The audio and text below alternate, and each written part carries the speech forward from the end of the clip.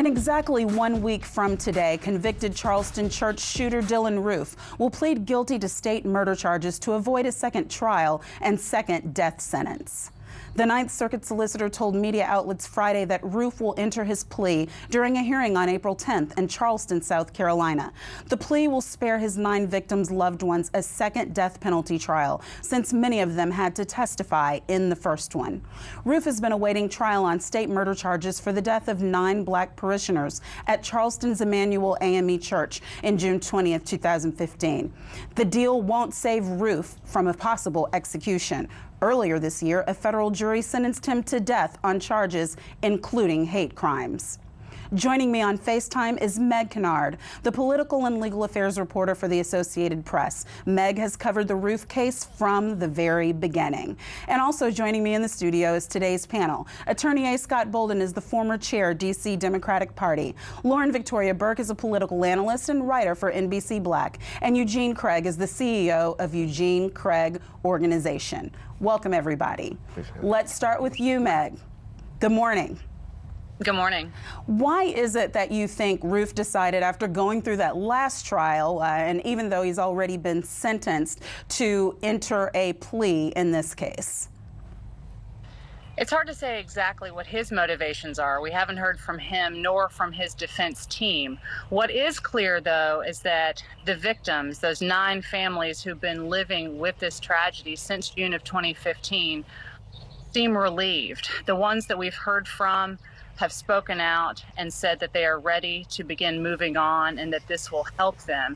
You're right, for Dylann Roof, it doesn't change what could ultimately be his death sentence when, who knows when that will be carried out. We could have years and years of appeals to come.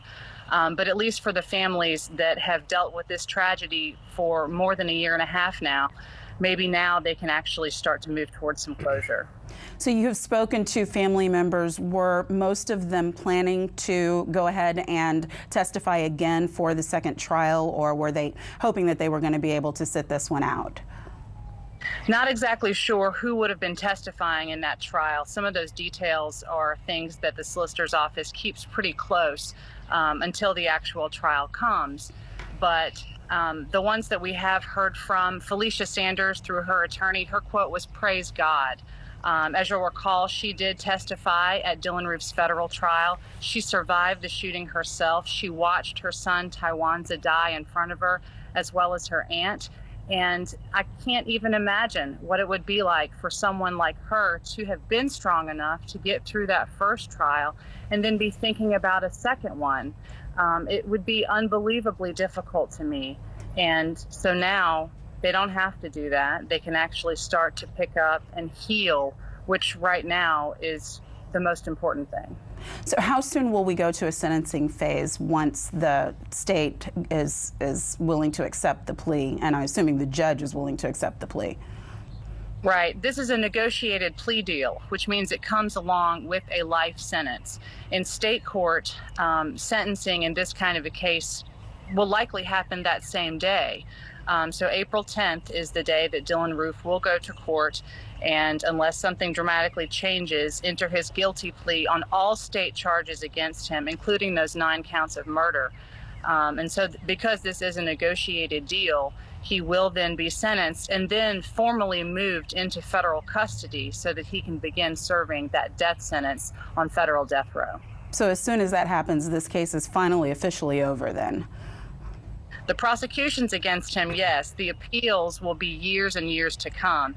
Dylann Roof, in his federal case, has already signaled that he would like a new trial. He says that the federal authorities actually didn't have jurisdiction to bring their case against him. Unknown if that will actually happen. It will be up to a judge to decide. But it still will be years and years before any death sentence is actually carried out.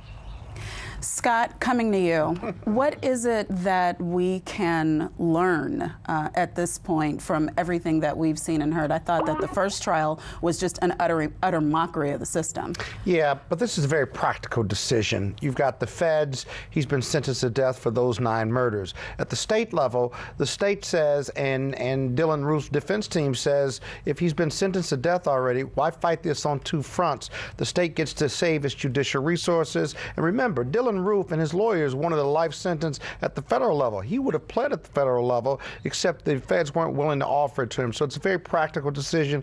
It saves state judicial resources. It saves the victims from having to go through that same judicial process again. And so this really isn't expected kind of in the legal business. This is kind of just a practical decision. Again, you're still going to have people who say, why do I have to pay for his racism and white supremacist views by even keeping him in the system? This is a clear-cut case, even for those who are against the death penalty, that this ought to happen quickly. Right. Lauren, sometimes people don't realize, just as Meg was just saying, even though it's over, it's not over. I mean, it's not like the trial from the first sentence is going to immediately take effect, which was death, or the life sentence for the second one. We're going to be in a fight here for a long time. Right. I'm surprised that death penalty advocates didn't use this as an argument, not only for the death penalty, but to fast track the death penalty, because you have a case where the person has admitted that, of course, they've done this. But I'm not in favor of the death penalty, because I think we've had too many cases where we find out years later that somebody who's on the death row. No, I'm not for the death penalty. So you're either for it or you're not. You're not for it or you're for it. You know against my DNA. Absolutely. I mean, you haven't admitted murder, but still, I mean, we've had too many cases. You can't do it halfway in this type of policy. You're either for it or against it. I'm against it because we've had so many people who were found innocent later.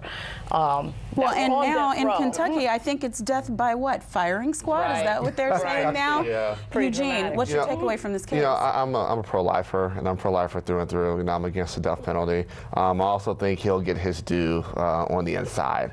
I think there are enough actual hardened criminals in there that are just waiting to get their hands on him. I do think it was a practical decision. I'm no lawyer, but I can see that as a layman. We wouldn't want to put these families through that whole process all over again, having to relive those moments all over again.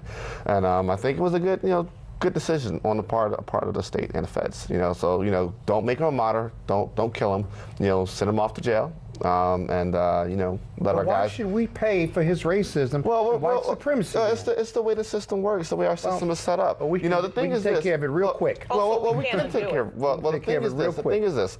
I believe there's only one entity and being that has the power to give life or take life away, and that's not the state. Yeah, but Dylann Roof decided that he was going to be above the state and the good Lord. We're not going to be able to figure out the death penalty solutions during the time that we have today.